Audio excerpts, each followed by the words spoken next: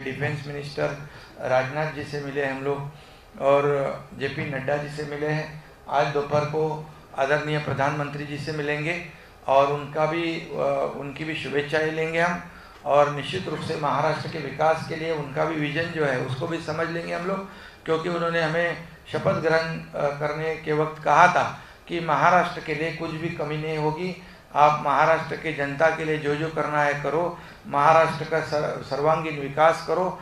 इस विकास के लिए केंद्र सरकार भी आपके साथ है। तो ये सदिच्छा भेंट थी, ये हम लोग आज और कल मिले हैं। और एक केवल हम लोगों ने माननीय उपराष्ट्रपति जी का भी समय मांगा था। उन्होंने हमको सूचित किया, वो कर्नाटक में उन्होंने फ़ोन पर मुख्यमंत्री जी से और मुझसे दोनों से बात की, हमको शुभकामनाएं दी। हमने उनको कहा कि आप जब भी रहेंगे हमको एक बार समय दीजिए, तो हम बाद में उपराष्ट्रपति जी को भी मिलेंगे।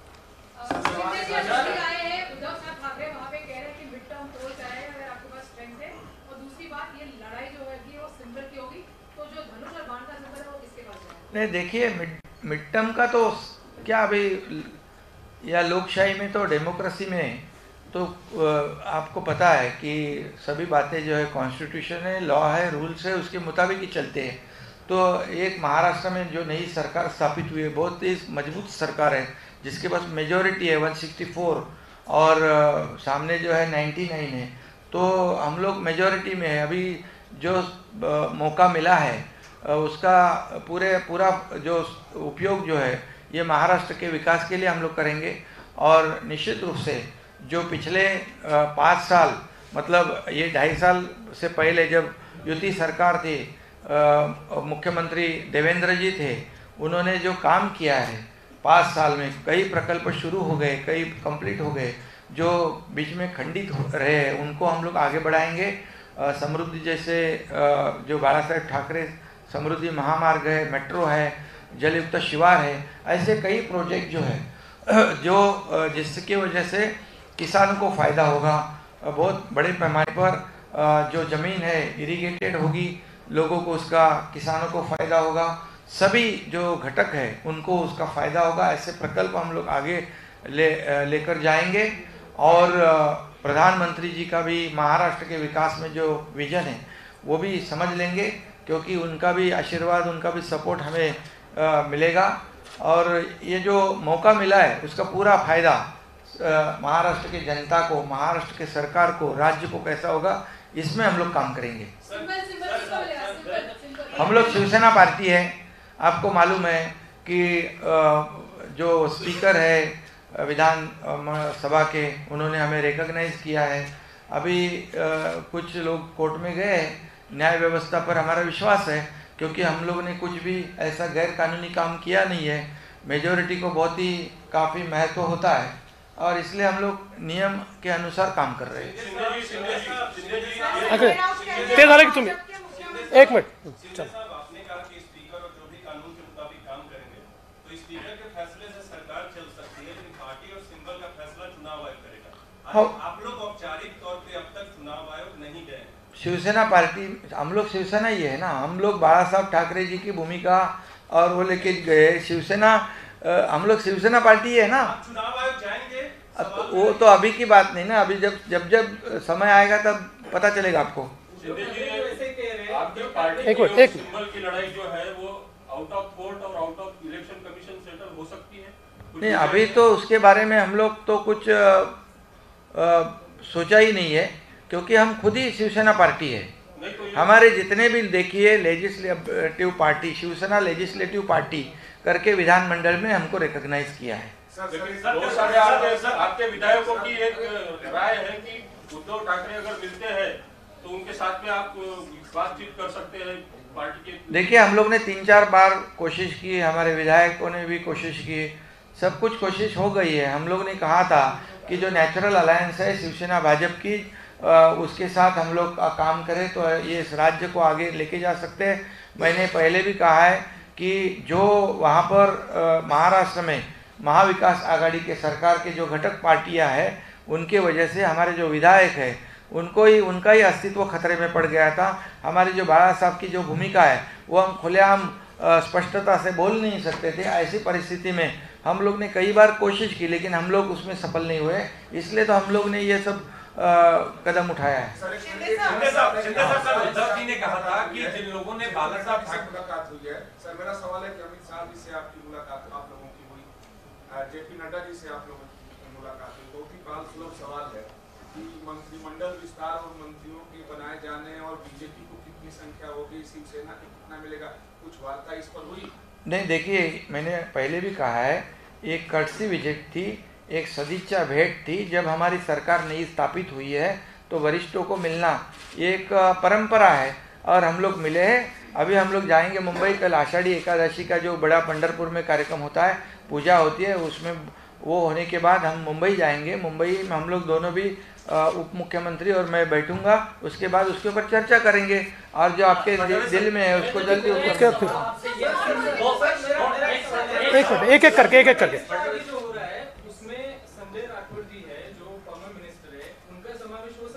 नहीं, अभी तो मैंने कहा कि हम लोग दोनों बैठेंगे, तय करेंगे।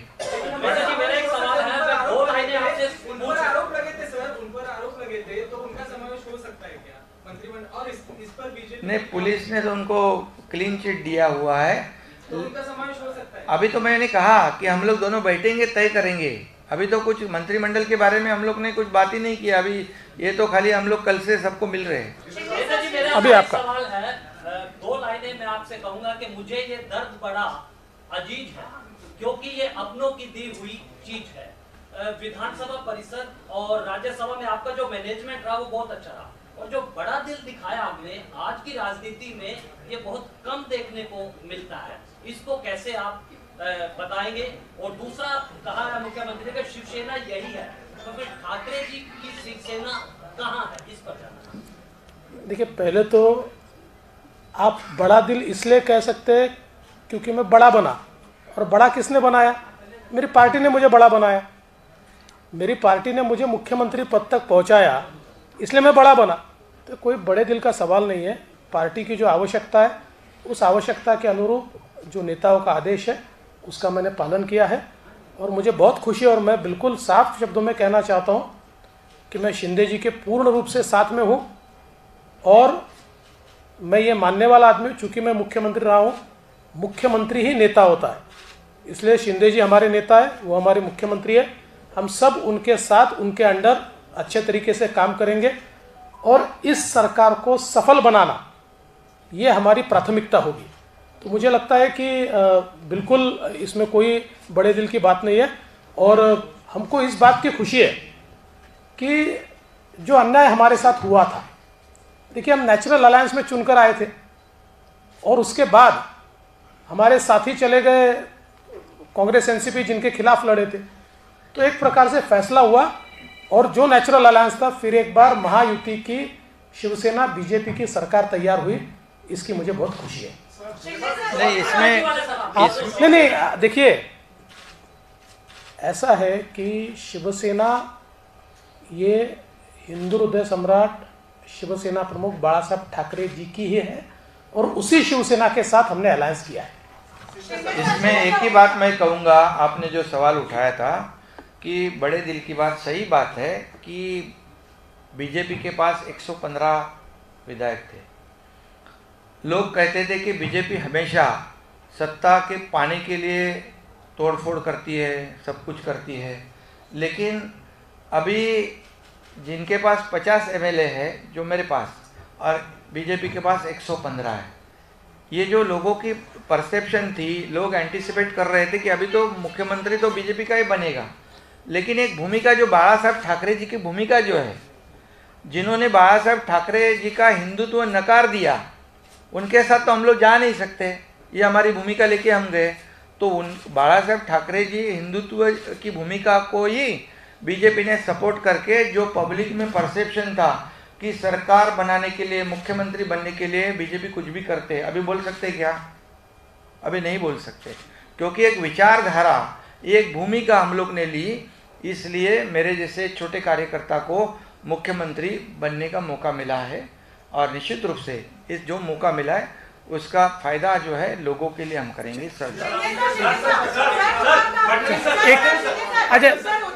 The lady first, then you will be last. जब आप मुख्यमंत्री बने विशेष दिए, क्या कोई संपर्क हो पाया उसके बाद उद्धव ठाकरे ने?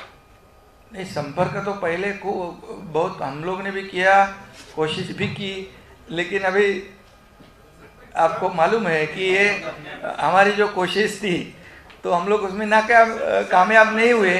और बाला साहेब ठाकरे जी ने हमेशा कहा था ये कांग्रेस राष्ट्रवादी ये हमारे शत्रु हैं, उनके साथ हम कभी नहीं जाएंगे। अगर कभी ऐसा जाने का समय आया तो मेरी शिवसेना बंद कर दूंगा मैं। तो अभी हम लोग ने गलत काम किया ही नहीं। हम उनके साथ जो नेचुरल अलायंस है, जो बाला साहेब ठाकरे जी, अटल बिहारी वाजपेयी जी, प्रमोद जी महाजन, उन्होंने जब शुरुआत की थी, तो ये जो अभी बोलते हैं उनके ऊपर हमें कोई उत्तर देने की जरूरत नहीं है।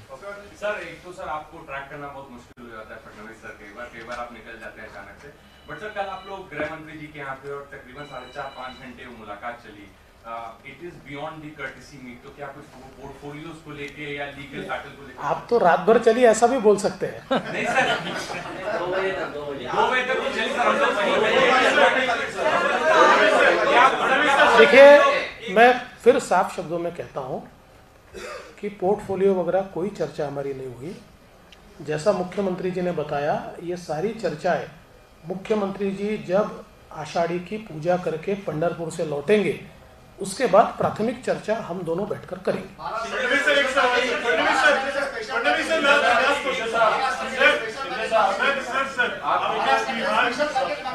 सर आपने बिहार में भी अपने जूनियर पार्टनर को के कैंडिडेट को सीएम बनाया, वहां पर जबकि वो डिक्लेयर फेज थे। पर महाराष्ट्र में आपके पास एस्टेब्लिश लीडरशिप थी, आप खुद सीएम थे, वहां से आपके सीएम को डिप्टी सीएम बनाया। पार्टी के कैडर को, वर्कर को नीचे क्या मैसेज आता है इससे? देखिए, पार्टी का कैडर और वर्कर खुश है।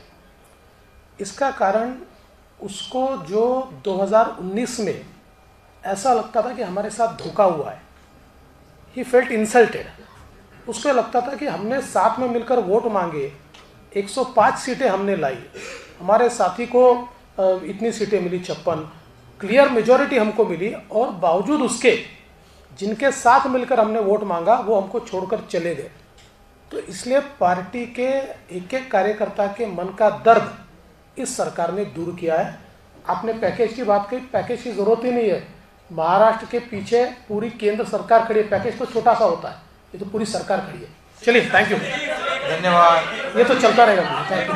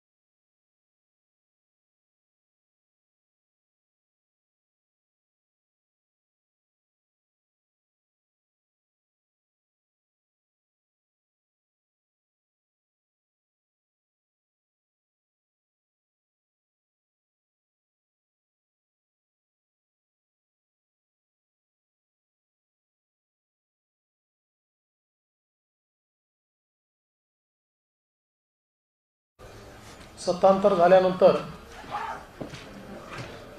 एकनाथ शिंदेजींनी मुख्यमंत्रीपदाची शपथ घेतली आणि त्यांच्या समवेत मी उपमुख्यमंत्रीपदाची शपथ घेतली आणि त्यानंतर स्पीकरचं इलेक्शन, वोट ऑफ कॉन्फिडन्स अशा सगळ्या गोष्टी पूर्ण झाल्यानंतर पहिल्यांदाच आम्ही दिल्लीला आलो आहे।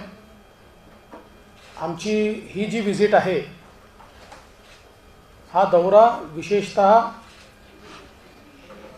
जे वरिष्ठ नेते आहेत किंवा संवैधानिक पदावरील व्यक्ती आहेत त्यांच्याशी पहिली भेट घेणं, त्यांचे आशीर्वाद घेणं या दृष्टीनं आहे. म्हणून आम्ही माननीय राष्ट्रपतीजींची भेट घेतली आहे, माननीय होम मिनिस्टर साहेबांची भेट घेतली आहे, माननीय रक्षामंत्री साहेबांची भेट घेतली आहे. आमचे भाजपचे अध्यक्ष माननीय नड्डाजींची भेट घेतली आहे आणि आम्ही दुपारी माननीय पंतप्रधान साहेबांना देखील या ठिकाणी भेटणार आहोत आणि त्यांचं जे काही विजन आहे ते विजन देखील आम्ही समजून घेणार आहोत, त्यांचे आशीर्वादही घेणार आहोत. या संपूर्ण आमच्या दौऱ्याचा फार काही राजकीय अजेंडा नाही आहे, तर ही पहिली भेट आहे आणि म्हणूनच आज या सगळ्या भेटी घेत असताना आपल्याशी देखील संवाद व्हावा या दृष्टीनं आज आम्ही या ठिकाणी उपस्थित आहोत. मी सन्माननीय मुख्यमंत्री महोदयांना विनंती करेन की त्यांनी आपल्याशी संवाद साधावा. सगळ्यांचंच मी मनापासून स्वागत करतो. दिल्लीच्या भेटीमध्ये आपण सगळेजण कालपासून कुठे ना कुठे भेटतोय. आपलं लपंडाव सुरू आहे, पण मी कालच तुम्हाला सांगितलं तर आपण उद्या भेटूया. उपमुख्यमंत्री महोदयांनी आपल्याला भेटीची कल्पना दिलेली आहे. नवीन सरकार स्थापन झाल्यानंतर सदिच्छा भेट आपल्याला आपण घेत असतो, त्याप्रमाणे आम्ही काल आणि आज 2 दिवस राष्ट्रपती महोदयांची देखील भेट घेतली, गृहमंत्री महोदयांची देखील भेट घेतली, राजनाथजींची देखील जे डिफेन्स मिनिस्टर आहेत त्यांची भेट घेतली आम्ही, आणि नड्डा साहेबांची देखील आज भेट आम्ही घेतली. आणि दुपारी आता आदरणीय प्रधानमंत्री महोदयांना देखील आम्ही भेटणार आहोत, त्यांचे आशीर्वाद घेणार आहोत. एकंदरीत आपल्याला महाराष्ट्रातल्या घडामोडी सगळ्या माहिती आहे. एका विचारातून, एका जो का आमचा अजेंडा बाळासाहेबांच्या भूमिकेतून